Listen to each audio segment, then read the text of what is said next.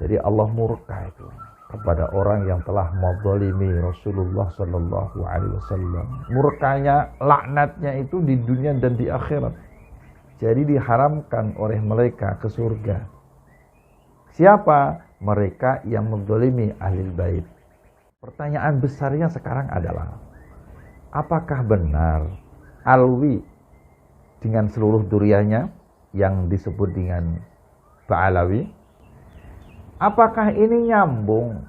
Mereka terkonfirmasi dari leluhurnya, yaitu Ubaidillah atau Abdullah adalah putra Sayyid Ahmad Al-Muhajir bin Isa Ar-Rumi. Nah, ini yang sampai hari ini kami belum menerima data secara kuat, bukti secara empiris melalui catatan manuskrip dan juga kitab-kitab nasab dan sejarah yang sezaman.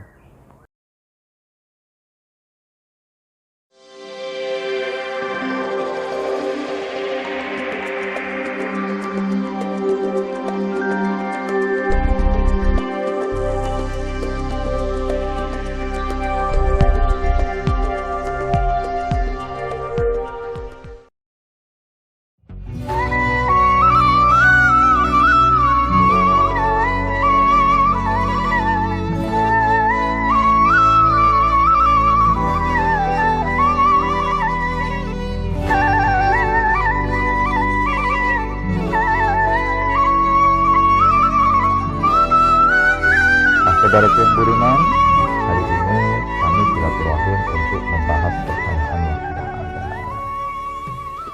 Kita mulai saja. Seperti biasa, pertanyaan ini ditulis apa adanya dan akan kami sampaikan apa adanya. Okay?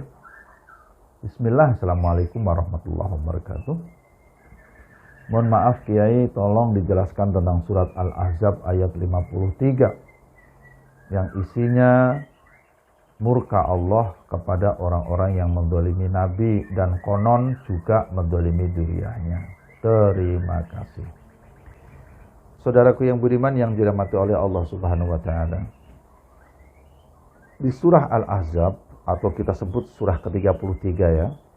Yang ke-53 ini dijelaskan secara umum dengan bunyi wa ma kana lakum an tu'dzu Rasulullah al-ayah. Karena ini kan ayatnya panjang, jadi kita ambil cuplikannya saja. Jadi memang ada murka Allah di situ. Tetapi secara khusus dijelaskan di ayat 57. Innalladzina yu'dzunallaha wa rasulahu la'anahumullahu fid dunya wal akhirah. Jadi Allah murka itu kepada orang yang telah menzalimi Rasulullah Sallallahu Alaihi Wasallam. Murkanya, laknatnya itu di dunia dan di akhirat. Turunan dari ayat ini ditulis oleh Syekh Imam Al-Qurtubi di dalam tafsirnya dengan menyebut haram ta'ala jannah. Jadi diharamkan oleh mereka ke surga. Siapa? Mereka yang menzalimi ahlul bait. Bisa dipahami? Alhamdulillah. Bahkan di dalam hadis Imam Ahmad menulis innallaha harumal jannah. Sak temene Allah ngarumno surga. Kanggo sapa? Kanggo wong-wong kang menzalimi Rasulullah dan menzalimi ahli bait. Imam Tabrani dan juga Imam Al-Baihaqi menyebutkan mereka termasuk yang menyakiti Allah. Bisa dipahami ya? Alhamdulillah. Pertanyaan besarnya sekarang adalah, apakah benar Alwi dengan seluruh durianya yang disebut dengan Ba'alawi? Karena Alwi punya putra namanya Muhammad. Muhammad punya putra namanya Alwi juga. Alwi punya putra namanya Ali Khaliq Qasam. Ali Khaliq Qasam punya putra namanya Muhammad Shahib Mirbad. Muhammad Shahib Mirbad punya putra namanya Ali. Ali punya putra namanya Muhammad Faqih Muqaddam atau Ba'alawi. Apakah ini nyambung? mereka terkonfirmasi dari leluhurnya, yaitu Ubaidillah atau Abdullah adalah putra Sayyid Ahmad Al-Muhajir bin Isa Ar-Rumi. Nah, ini yang sampai hari ini kami belum menerima data secara kuat, bukti secara empiris melalui catatan manuskrip dan juga kitab-kitab nasab dan sejarah yang sezaman.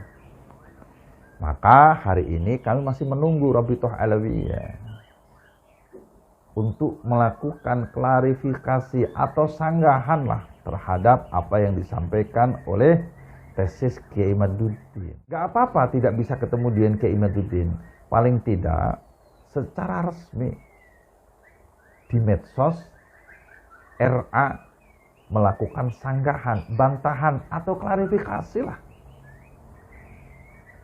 supaya orang tidak menafsirkan dengan penafsiran sendiri-sendiri atas terkonfirmasi atau tidaknya Ba'alawi sampai ke Kanjeng Rasulullah Shallallahu Alaihi Wasallam.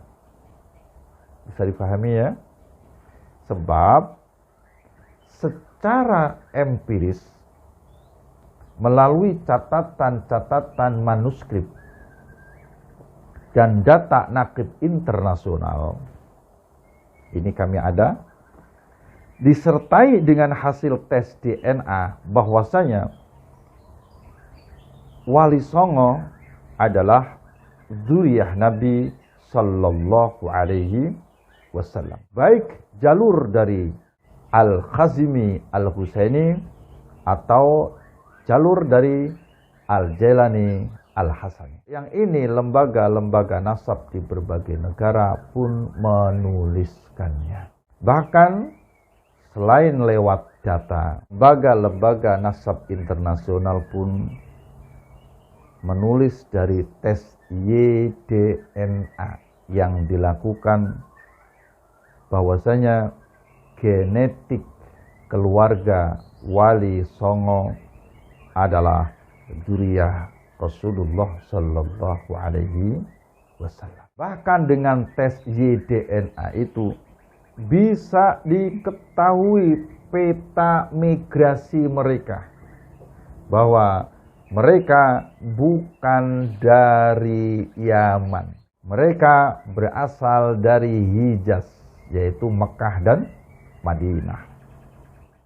Pindah ke Irak, pindah ke Iran, pindah ke Asia Tengah, yakni di Uzbekistan, pindah ke Asia Selatan, yakni di India, yakni di Pakistan, dan kemudian pindah ke Asia Timur hingga pindah ke Asia Tenggara, yakni di Nusantara.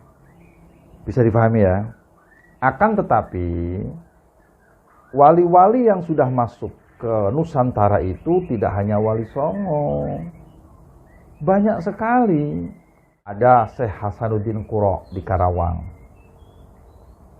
ada Syekh Siti Jenar, ada Raden Utsman Haji, ada Sayyid Ali Murtadha, bahkan ada juga Raden Fatah.